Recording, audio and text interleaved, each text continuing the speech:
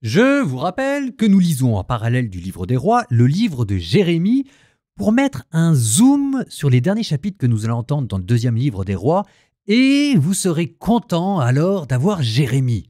Parce qu'il y a des choses que le livre des rois va laisser un peu en suspens et seul Jérémie nous permettra de lever le voile du mystère. Donc, pour l'instant, je vous l'accorde, il y a quelques siècles d'écart entre ce que vous lisez d'un côté, le deuxième livre des rois, et Jérémie. Mais souvenez-vous, je vous ai dit, pas de panique. Parce que le livre de Jérémie commence par des oracles contre Juda qui valent de manière intemporelle. En tout lieu, en tout temps, c'est un appel plus général à la repentance, Dieu qui met en lumière l'infidélité d'Israël. Donc nous commençons aujourd'hui, Jérémie, chapitre 2 jusqu'au début du chapitre 3. Est-ce que vous me permettez encore quelques remarques ? C'est juste pour vous permettre de bien raccrocher les wagons et de suivre l'évolution du texte que vous allez entendre.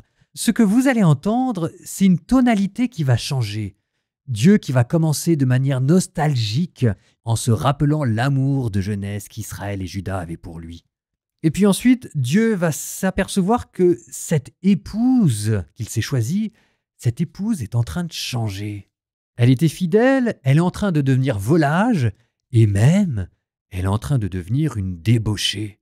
Et en face de l'attitude d'Israël qui change, vous allez voir aussi l'attitude de Dieu changer. Dieu qui va passer de la nostalgie, le souvenir du premier amour, à quelque chose plus proche de l'amertume, les premières tromperies, pour finalement passer à la colère, et de la colère, dernière étape, il y a quelque chose d'encore pire que la colère en Dieu. On ne le savait pas, mais elle existe. La sidération. Dieu qui n'en croit pas ses yeux. C'est comme s'il n'arrivait même plus à comprendre ce qu'il avait en face de lui. C'est encore pire que la colère.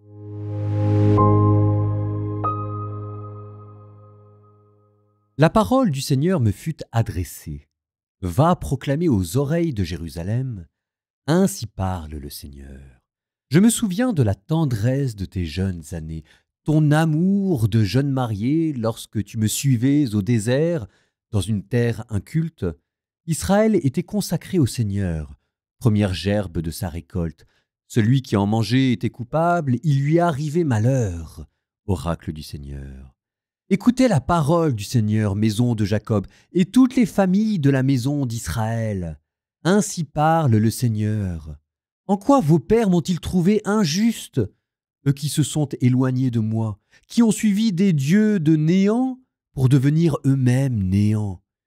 Ils n'ont pas dit « Où est-il le Seigneur, lui qui nous a fait monter de la terre d'Égypte et marcher dans le désert, terre aride et ravinée, terre sèche et sinistre, terre où personne n'est jamais passé, où aucun homme n'a jamais habité.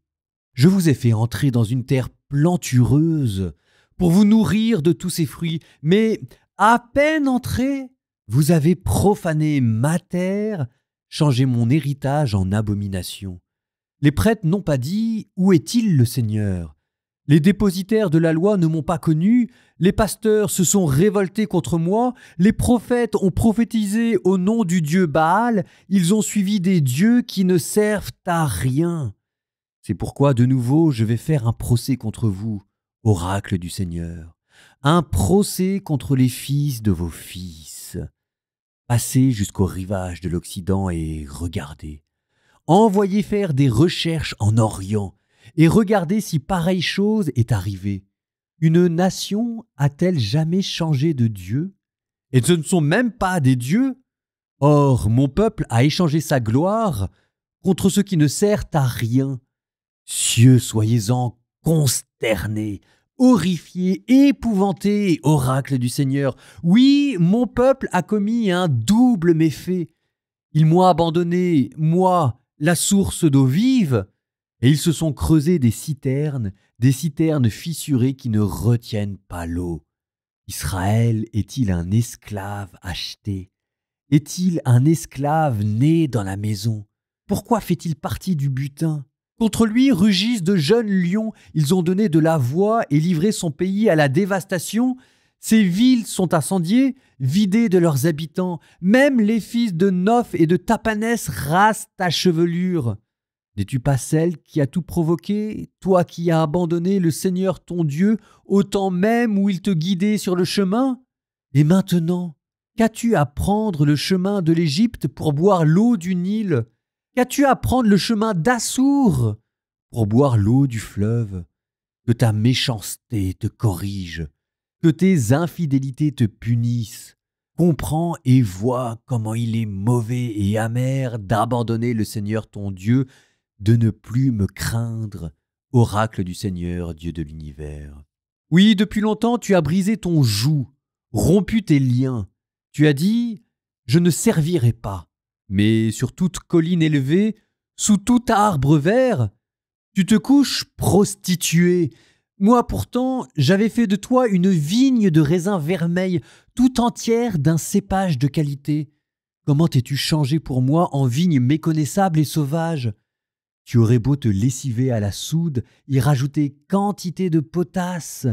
Devant moi, ta faute reste incrustée, oracle du Seigneur Dieu. Comment peux-tu dire « Je ne me suis pas souillé après les Baals, je n'ai pas couru ». Vois ton chemin dans la vallée, comprends ce que tu as fait, chamelle volage dont les pistes s'embrouillent, ânesse habituée au désert. Dans l'ardeur de son désir, elle aspire le vent, son rut qui peut le refouler. Ils n'ont pas à se fatiguer, tous ceux qui la cherchent. En son temps, ils la trouvent. Prends garde, tu vas avoir les pieds nus et le gosier assoiffé. Mais tu dis... Rien à faire, non, j'aime les étrangers et je veux courir à leur suite. Comme est confondu un voleur pris sur le fait, ainsi sont confondus les gens de la maison d'Israël, leurs rois, leurs princes, leurs prêtres et leurs prophètes, eux qui disent au bois « Tu es mon père » et à la pierre « Toi tu m'as enfanté ». Ils tournent vers moi leur dos, non leur visage, mais au temps de leur malheur ils disent « Lève-toi, sauve-nous ». Où sont-ils les dieux que tu t'es fabriqués? Qu'ils se lèvent! S'ils peuvent te sauver au temps de ton malheur. Oui, tes dieux sont aussi nombreux que tes villes, ô Juda. Pourquoi donc me faire un procès? Vous vous êtes tous révoltés contre moi, oracle du Seigneur. En vain j'ai frappé vos fils. Ils n'ont pas accepté la leçon. Votre épée a dévoré vos prophètes comme un lion destructeur. Ô vous, gens de cette génération, voyez ce que dit le Seigneur. Ai-je été un désert pour Israël? Ai-je été un pays de ténèbres? Pourquoi ceux de mon peuple disent-ils « Nous errons çà et là, nous n'allons plus vers toi ». Une vierge oublie-t-elle ses ornements? Une fiancée sa parure?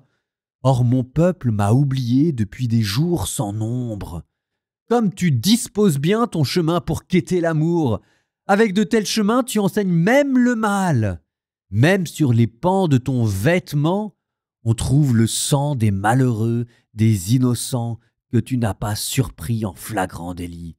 Et par-dessus tout cela, tu dis « Je suis innocente, vraiment sa colère s'est détournée de moi.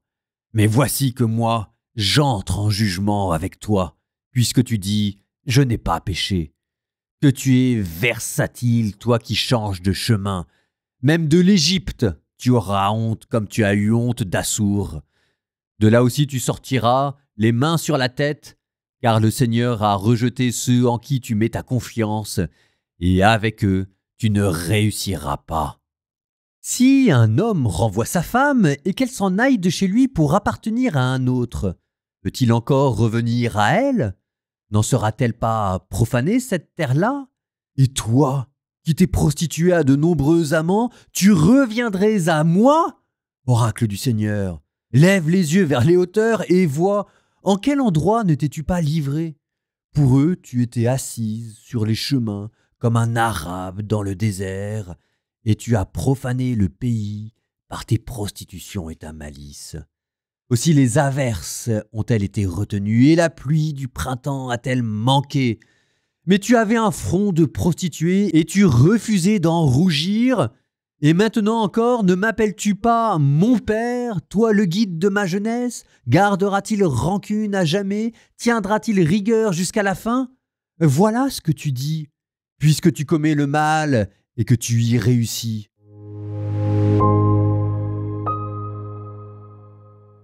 Alors, revenons, si vous le voulez bien, sur cette même image qui a structuré tout ce chapitre.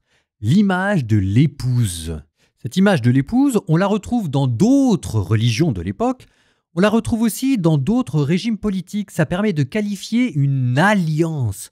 L'alliance entre un dieu et un peuple, l'alliance entre un roi et un peuple. L'alliance, vous savez, on en a déjà parlé, c'est cette pédagogie centrale dans l'Ancien Testament. Ça vous a donné d'ailleurs le même mot que testament. Mais le mot testament lui donnait un côté très juridique. Il y a des clauses, il y a un contrat, il y a des récompenses si on suit le contrat et il y a des malédictions si on ne suit pas le contrat. Bon, donc tout ça c'est très bien, mais alliance-testament, ça fait pas vibrer non plus le cœur humain, si je puis dire. Ben, ça manque de sentiments. D'où on avait coutume d'utiliser une deuxième image, cette fois-ci plus poétique, l'image de la conjugalité, l'alliance nuptiale. Et là, oui, ça fait rêver. Alors même, pour être extrêmement précis, on a d'abord utilisé une image végétale, celle de la vigne, parce que dans l'alliance, on trouve son plaisir et on trouve sa joie. Ça vous a donné Noé qui s'était enivré après avoir formé une alliance avec Dieu. Mais comme ça suffisait toujours pas, les prophètes ont eu recours à une autre image, l'image classique, une image humaine, celle du mariage. Ça veut dire qu'à travers cette alliance, c'est pas un contrat juridique, c'est Dieu qui vous aime, dans l'espoir que ce soit réciproque, que vous aimiez Dieu. La vraie clause du contrat, elle est là, la réciprocité des sentiments. Ça, c'est quelque chose que Jésus reprendra. En parlant de l'Église, il dira que l'Église est son épouse et que lui est l'époux. Sauf qu'il y a ici quelque chose de tragique parce que ce mariage qui est censé exprimer la profondeur de l'engagement de Dieu vis-à-vis de nous sert aussi à exprimer la violence de l'infidélité. Ça veut dire que quand on s'éloigne de Dieu, ça laisse autant de traces en lui que quand on trompe son conjoint. Toute la colère de Dieu que vous allez entendre et qu'on n'arrête pas d'entendre dans les prophètes, c'est la colère d'un mari qui s'aperçoit qu'il a été trompé. Bon, des histoires comme ça arrive. Nous terminons par une prière, parce que moi, ce chapitre, il me fait penser à tous ces couples qui ne sont pas fidèles et ça laisse des traces. Donc nous prions pour que Dieu puisse réparer ce qu'il peut encore réparer dans nos histoires, dans nos couples. Enfin bref quoi, on prie pour les maris et les femmes adultères. Au nom du Père et du Fils et du Saint-Esprit. Amen. Seigneur, toi qui es un Père plein d'amour, toi qui es un époux fidèle, nous te demandons Seigneur de regarder ceux qui se sont éloignés de toi, de regarder ceux qui cherchent ailleurs, ce que seule la fidélité peut pourtant donner. Seigneur, touche nos âmes, réveille en nous le désir de revenir. Brise les chaînes de l'infidélité, enlève l'amertume, sèche les pleurs. Permets, Seigneur, à chacun d'accomplir sa parole. Remplis nos cœurs, Seigneur, du désir de revenir à notre amour de jeunesse. Seigneur, répare ce qui est brisé, guéris ce qui est cassé. Seigneur, renoue les histoires et répare les cœurs. Seigneur, pardonne et restaure.